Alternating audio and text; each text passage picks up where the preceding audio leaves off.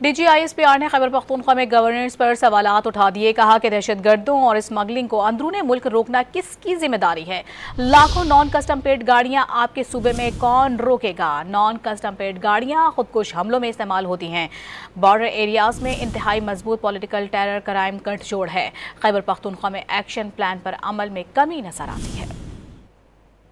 एक बयानिया बनाया जाता है कि जी बॉर्डर पे तो एफसी खड़ी है, बॉर्डर पे तो फौज खड़ी है, वहां से अगर जो है टेररिस्ट आ रहे हैं, तश्कीलें आ रही हैं, तो क्यों आ रही हैं। यहाँ पे there are 29 tribes which are divided, जिनकी आबादी इधर भी है उधर भी है, बिल्कुल एन बॉर्डर पे। उसके अंदर कैसे आप वो मूवमेंट कंट्रोल करेंगे। दूसरी तरफ एक ऐसा मुल्क है जहां पे जो उनकी पोस्टें हैं वो पहले जो है आपकी पोस्ट को एंगेज करती हैं थ्रू फायर, और वहां पे शुरू हो जाता है एक्सचेंज, और फिर वो जो है दरमियान में जो गैप्स हैं वहां से पार कराते हैं। कि ये बॉर्डर है, अगर वहां से आती है कोई तश्कील आती है या वहां से कोई आपकी इलीगल ट्रेड हो रहा है, स्मगलिंग हो रही है, उसके बाद पीछे जो पूरा हिंटरलैंड है वो क्या फौज की जिम्मेदारी है। Where is the administration over there. 4.5 lakh 4 lakh अगर आपकी नॉन कस्टम पेड गाड़ी सूबे में फिर रही है तो इसको क्यों नहीं रोकते। इसको किसने रोकना है। अंदर फिर रही है ना, why they are not stopping it, why they are not checking it, whose responsibility is this, because their non-custom paid vehicle is part of this political terror crime nexus, is being used in the vehicle borne IDs and by these terrorists। ये वो political accounts हैं जो पाकिस्तान के अंदर जो है ना सियासत कर रहे हैं, सारे को बयानियां बना रहे हैं रियासत के खिलाफ, आपकी फौज के खिलाफ, आपके इदारों के खिलाफ। किधर चल रहे हैं, बाहर से।